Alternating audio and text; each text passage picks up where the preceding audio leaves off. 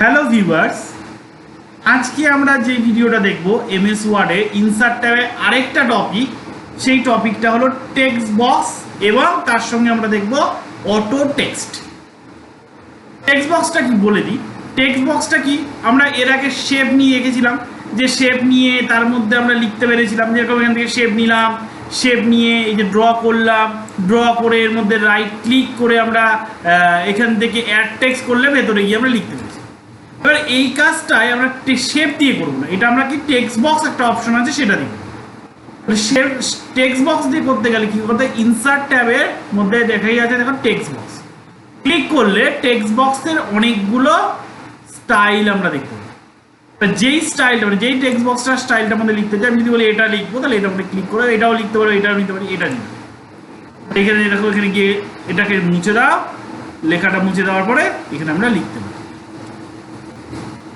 Hello, এবার এটাকে বাইরে ক্লিক করলে এটা থেকে যাবে যেই পজিশনে। এবার এটাকে ক্লিক করলে আবার সেই দেখো খুলেছে কি শেপ ফরম্যাট। তার মানে তুমি এখান থেকে হয়তো কালারটা তোমার পছন্দ হচ্ছে না, এই কালারটাকে চেঞ্জ করতে পারি আমরা।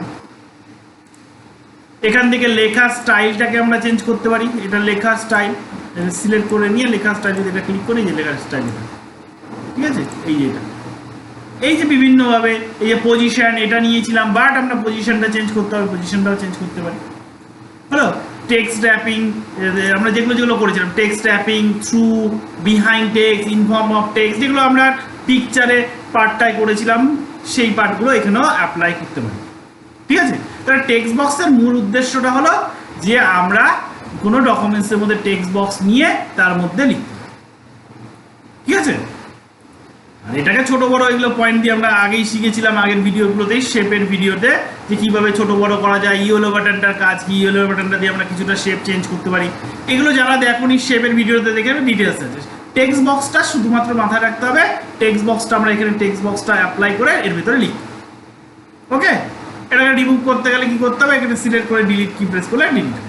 তবে আরেকটা জিনিস বলে রাখি, রিমুভের ক্ষেত্রে যেটা যদি কার্সারটা ভেতরে থাকে, এখানে কিন্তু ডিলিট করলে হবে না। কেন? এখানে ডিলিট করলে কি হবে, ডিলিট করলে কার্সারের রাইট সাইডে জিনিসগুলো ডিলিট, আর ব্ল্যাঙ্ক প্রেস দিলে সামনেরগুলো বা লেফট সাইডে গুলো ডিলিট হয়। তার মানে কার্সার ভেতরে থাকলে ডিলিট করলে কিন্তু হবে না। তার মানে আমাকে কি করতে হবে, যে কোনো একটা পয়েন্টে বা আউটসাইডে গিয়ে ক্লিক করলে দেখো কার্সারটা ভেতরে নেই, এই অবস্থাতে ডিলিট করলে এটা ডিলিট। হ্যালো, এইবার আমরা দেখবো অটো টেক্সট। অটো টেক্সটের জন্য আমার কি করতে হবে, কিছু টেক্সট লাগবে। তাহলে আমি র্যান কমান্ড দিয়ে টেক্সট নিয়ে আসি, ইজ ইকুয়াল টু র্যান। আমার বেশি লাগবে না, আমি হয়তো দুটো প্যারাগ্রাফ নিয়ে আসি বা তিনটে প্যারাগ্রাফ নিয়ে আসি।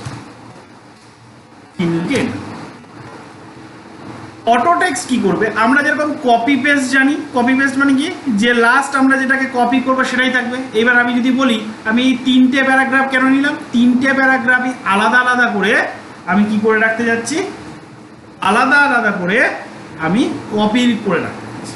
কিন্তু আলাদা আলাদা করে তিনটে প্যারাগ্রাফ একসঙ্গে আমি কখনোই কপি করতে পারবো না, লাস্ট যেটা কপি করেছিলাম সেটাই থাকবে। তাহলে আমি এক্ষেত্রে আমাকে কি করতে হবে, অটো টেক্সটের সাহায্য নেব। কি করব, প্রথমে আমি সিলেক্ট করব টেক্সটটাকে,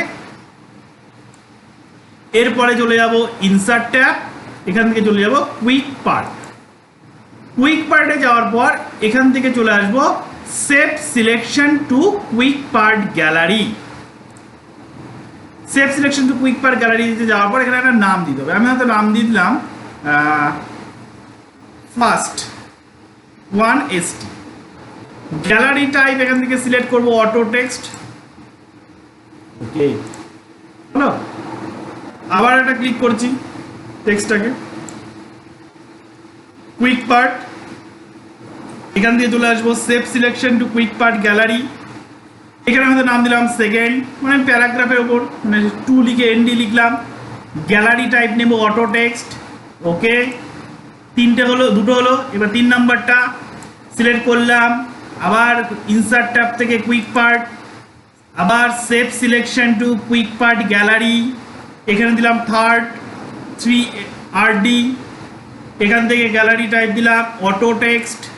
ওকে, হ্যালো, এবার কি হলো ব্যাপারটা, এবার তিনটাকে কপি করে ফেলছি। এবার মনে করো তোমার 2 নম্বর প্যারাগ্রাফটা লাগে, তারপরে 2 নম্বরটা প্যারাগ্রাফটার নাম কি ছিলাম, মনে রাখার সুবিধাতে সেকেন্ড দিয়েছিলাম, মানে 2ND 2ND লিখে কিবোর্ডের থেকে F3 মানে কি ফাংশন কি F3 যদি দিই, দেখো সেকেন্ড প্যারাগ্রাফটা চলে আসে।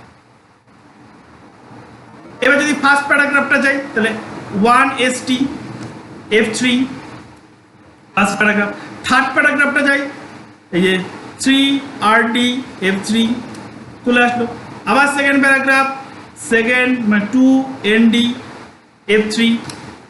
তার মানে এইভাবে করে আমি অটো টেক্সট করে রাখতে পারি অনেকগুলো টেক্সট, যেটা আমরা কপি পেস্টে কি করতে পারবো, লাস্ট বা যে কোনো একটাই, মানে লাস্ট যেটা কপি করবো সেটাই পেস্ট হবে। কিন্তু আমরা অটো টেক্সটের সাহায্যে একসঙ্গে অনেকগুলো টেক্সটকে আলাদা আলাদা করে বলতে পারি কপি করে রাখতে পারি, আবার যখন প্রয়োজন পড়বে সেটাকে আমি নিয়ে আসতে। এবার আমার যদি মনে হয় যে কোনো অটো টেক্সট লাগবে না, মানে আমি 3টে প্যারাগ্রাফ মানে 3টে অটো টেক্সট করে রেখেছিলাম, আমার লাগবে না, হয়তো আমার সেকেন্ডেরটা লাগবে না, তাহলে কি করব, আবার চলে যাব ইনসার্ট ট্যাব, কুইক পার্ট, এবার চলে আসবো building block organizer. Building block অর্গানাইজারে যাওয়ার পরে দেখো ফার্স্ট সেকেন্ড থার্ড, মানে এখান থেকে খুঁজতে হবে। আমি যদি বলি সেকেন্ডেরটাকে ডিলিট করবো, তো সেকেন্ডেরটাকে সিলেক্ট করবো, এই যে ডিলিট, এই যে ইয়েস সেকেন্ডেরটা দিয়ে এবার ক্লোজ করে দাও। এবার তুমি 2ND লিখলাম, F3 প্রেস করি, দাও কিচ্ছু আসে। কিন্তু তুমি এটাকে FST লিখলাম ফার্স্ট, F3 করি, তো চলে আসে। তার মানে আমি এইভাবে রিমুভটাও করতে পারবো। তার মানে অটো টেক্সট আমি অ্যাপ্লাই করতেও পারবো, অটো টেক্সট আমার দরকার না পড়লে রিমুভও করতে পারবো। ওকে, আজকে ভিডিও এটুকুই থাকবে।